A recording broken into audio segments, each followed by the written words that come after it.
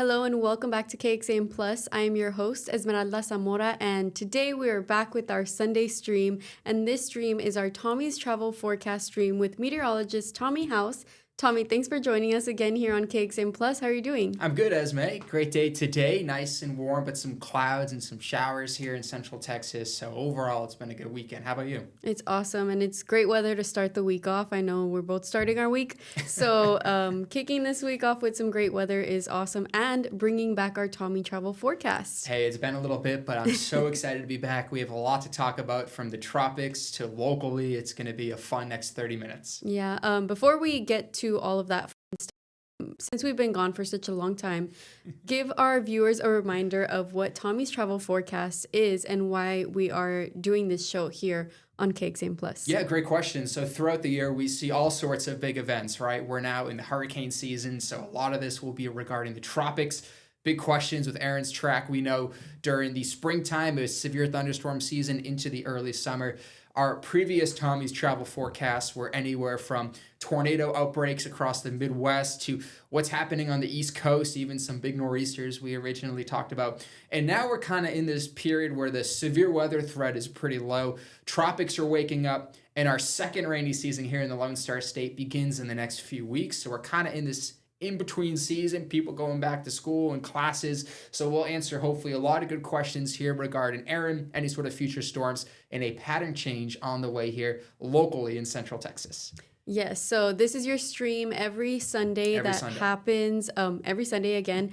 For anyone also looking to travel throughout the week and you want to get some updates on what the weather is looking like or other updates, Tommy is here to share that with us every Sunday here on KXAN Plus.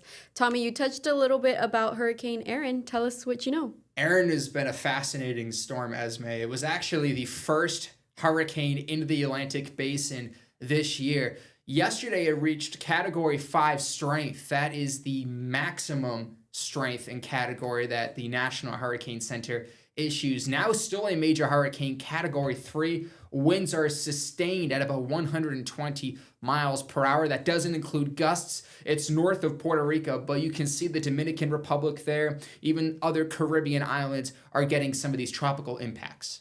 You can see Turks and Caicos is right in the thick of it. There. Yeah, this is just north, but still we're seeing bands of heavy rain, some flash flooding over Puerto Rico. And some of the other icons you see on the historic line show the previous categories. Friday, I made a video I posted on my social medias, and it was a tropical storm during the morning hours. Through the day, Friday into Saturday, quickly developed. Very favorable environment for this rapid intensification, one of the strongest from 0 to 100 storms we've seen in quite some time. That's awesome. Seeing this grow so quickly, what were some of the things that stood out for you when you were tracking this storm? Yeah, so in the eastern Atlantic, Erin, it was a tropical storm for several days, was in an unfavorable environment. We had the Saharan dust, plenty of wind shear, which is when wind changes with height. And overall, it wasn't set up for success. But as Erin moved further west, we saw warmer ocean temperatures, less wind shear, less dusty, dry air, and it quickly exploded. The good news is, though, Esme, Erin is not expected to make any sort of impacts to the United States coast, but that doesn't include some big waves and even a very high rip current risk. Yeah, Tommy, there's been a lot of talks of fish storms during this hurricane season, and they haven't really made any or gone anywhere near islands or land. Why did this hurricane specifically get so close this time? Yeah, so it's all about the steering pattern, right? High pressures, where they're located, what's grabbing Erin. And as I play out this forecast cone, you'll notice that it's going to move further up north now as we approach Monday, Tuesday, into Wednesday. But see Bermuda and see the U.S. kind of wedged in between the two, still keeping that major hurricane strength. Cat 2, though, which is below major hurricane, middle half of the week, but this is still going to be a strong storm. Doesn't matter the category, these impacts, at least on the immediate coastline, will be felt. Wow. Well, we're tracking that. What else can you tell us about Storm Erin or Hurricane Erin? So there's several ways we look at this as meteorologists and forecasters. The cone here is kind of the big tool that we use. The cone is where the center of the storm will track, but there are ensembles. These are basically like scenarios.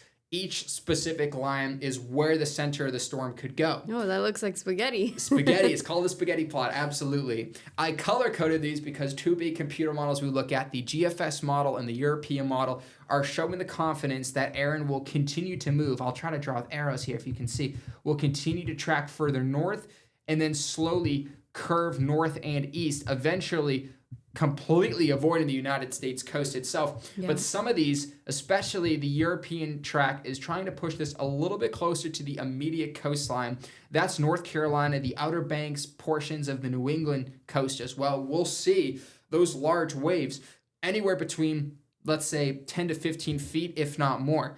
So look at the wave height here. Wow. The yellow is 30-foot waves. So that's just north of the DR, north of Puerto Rico and Turks and Caicos. But as it moves and steers closer to the coastline, notice we're now in the red. 40 feet. Even crazier, as it moves further north, we're talking 50 feet plus north of Bermuda. Eventually, this becomes post-tropical, still packing a punch though. And, I have family on the immediate coastline, Massachusetts. They're saying, can we go to the beach this weekend? I'm saying, no, stay home. Anything further than knee-deep water, y'all stay home or just swim in the shallow, because that rip current risk, the high waves, it's a surfer's dream. That one of my buddies at the Next Star station at Virginia Beach, Bryan, Michigan, he loves surfing. His little version of KXAN Plus is a surf and beach forecast. Oh, that's so He's fun. happy about it, but most people aren't. Wow. Well, stay away from the surf this weekend, please. Just stay safe. And, behind this, Esme, we know peak hurricane season is now in the next few weeks. I want to point out a tropical wave, which is basically just some disorganized showers and thunderstorms.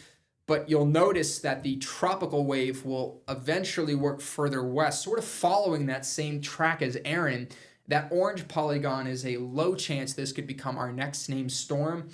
And it looks like it could follow. Of course, it'll enter more favorable conditions, a favorable environment. Could this become our next named storm?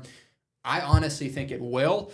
It's low for now, though, so there's no point of really me kind of dissecting into this for now, because I don't want to create something that's not going to happen. But we do know that these tropic waves will continue to come off the African coast in the coming few weeks. Yeah, and we need to remember that hurricane season is not anywhere near ending. We're actually barely getting to the peak of it. Into it. So keep an eye out on our KXAN Plus weather app, where our meteorologists, just like Tommy House, are tracking this hurricane and many other storms in the next few months, right? Next few months through start of November, really. I mean, that really winds down, but the Gulf is very warm. Our ocean temps are between 82 and 87 degrees. That's perfect fuel. It just takes one to kind of work its way in. We do know no impacts, though, for the continental United States through the next 7 to 10 days. So that's tropics. We want to talk about this pattern change on the way? Yeah, let's talk local now. Let's talk local. It's time. Well, we've had this high pressure right overhead. High pressures have sinking air. Eventually, we'll see this high work its way further west, and that's going to allow for a few different things to happen. The first thing is daily rain chances will be returning a little more widespread across central Texas through the middle half of this next week. So we're expecting some rain out there. Expecting a little bit of rain. And August is one of those drier months, so if we can squeeze out a few tenths of an inch, up to an inch of rain, that is a big win. I have the thunderstorm icon there. Most of this happening, though, during the afternoon and evening with the daytime heating. Well, what was August predicted to be? Wetter than normal, drier than normal? Yeah, great question. Overall, a wetter than normal track for the West Coast from the Climate Prediction Center, at least through the next 8 to 14 days. Locally, normal. As I pointed out, summer is not really the washout season. July was a abnormal 200% plus above normal rainfall with that unfortunate catastrophic flooding. But there actually is a low-end flood threat, very different situation from what we saw a few weeks ago. This is Wednesday, and you look at how far this stretches. We're talking over 1,000 miles, level 1 out of 4 flood threat. That goes from the big country out towards San Angelo, Dallas, Memphis, the Mississippi River Valley, through the Appalachians need to be watching this. So if you're flying to places like Memphis, Nashville, could see some daytime heating storms. I will say beyond today, though, Esme, good news is we're not going to be seeing a big severe weather threat. August, very quiet. High pressure is going to be in control for most of the country. So from a meteorologist perspective, all eyes are on the tropics for now. But something to keep in mind through the middle half of the week. So keep in mind there are some flood risks. Throughout this week. What about high temperatures? Yeah, high temperatures will be staying still pretty seasonable. Nothing record-breaking. This is close to home. This is the Austin area. I have 100 today or 101 today because I think it's really going to warm up. The good news with these storms, though, is it just takes one right over your city to quickly cool us down. There's been a few times this year where it's been 100 degrees, but we got some showers and it went down to like 80 degrees. And it felt great. But then our neighbors next door, they didn't get the rain and they're still feeling that triple-digit heat. So it's going to be very popcorn, hit and miss, overall upper 90s, low 100s. And we've had now 13 triple-digit days. We average, I believe, 28 or 29 on the year. So we're on par for a typical summer as of now. But we've seen a few 100-degree days in the past week or so. You know, I would say this summer is not as hot as most summers in Texas were. Yeah, I mean, especially July was mostly cooler for high temps, although the lows were a bit warmer because of the moisture, keeping the humidity in clouds. Yeah.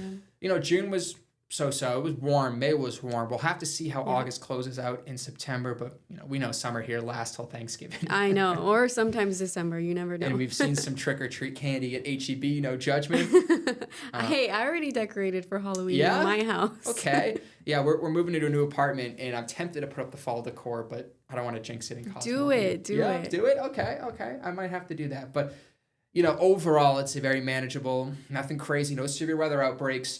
We'll watch Erin closely in case that wobbles a little bit further west, but should be straight out to sea. And some more tropic updates we'll have on KXAN.com. Well, thank you so much for sharing all of these updates. I know our viewers would love any update that they can get on that tropical storm or any weather here locally happening this week. I know we will continue to talk about this once the week starts on air and online. I do want to feature your article that you just published right now, and it is titled Tommy's Travel Forecast, Erin Update and Pattern Change. Tommy, what's in this article that maybe we didn't get to touch or you want to make our viewers aware of? Yeah, so first half is tropics. Again, put in some of these same graphics that feel free to look at. And then we also are discussing the pattern change, you know, high pressure moving west. And we'll have more at 5 o'clock on KXAN, 9 o'clock on the CW. I'm back on 10 o'clock today, and then we'll have more, of course, through the work week of this bit of a change, more rain possible, and the tropics. We'll keep our eyes on Erin and any sort of future storms. Yes, well, thank you for joining me here on KXAN Plus. I do want to remind everyone you can download our free KXAN Plus app anywhere you get your streams. That's Roku TV, Fire TV, Apple TV, and now Samsung TV. So please download that app. It's completely free and you can watch content just like Tommy's Travel Forecast and much, much more. Yeah, thanks for having me. Thanks for joining.